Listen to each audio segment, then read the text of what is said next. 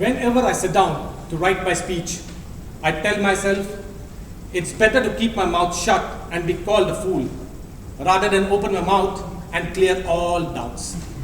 But when I stand here on the stage, I feel very proud of myself to see so many of you wanting to come and hear this fool speak words of wisdom.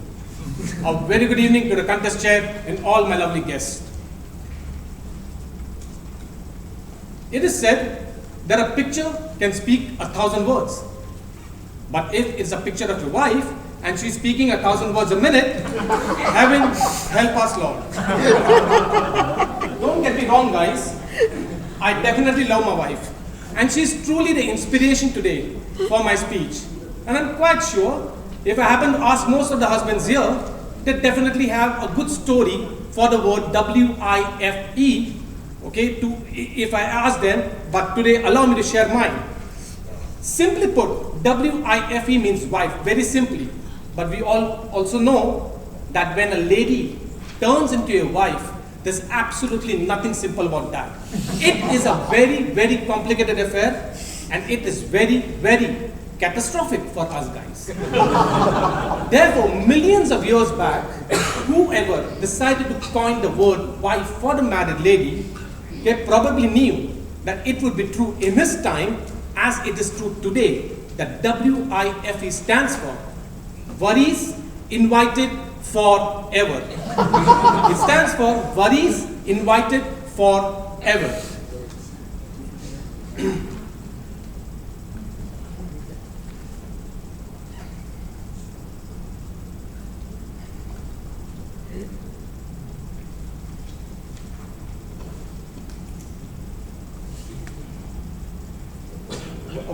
Worries invited forever.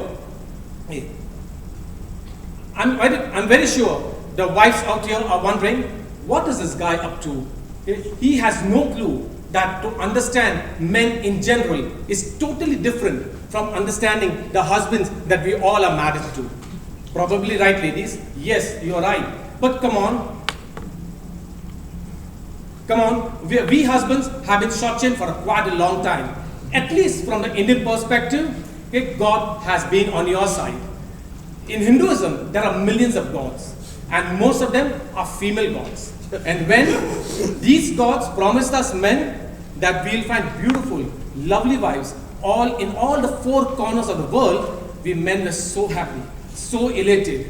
But then the gods went and built the world wrong. Then also, ladies, no problem. We are very forgiving nature. We still decided to marry you.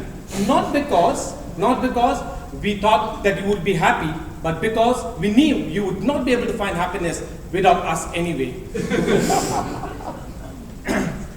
And I'm very sure most of the husbands out here will think that when they got married, marriage is a life-giving institution, but later on we all realize that marriage is a life-sucking institution.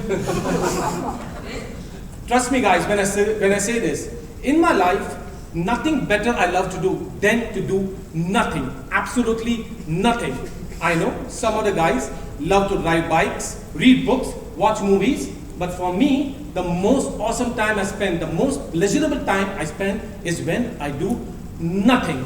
And nothing drives my wife more crazy than to see her husband doing nothing.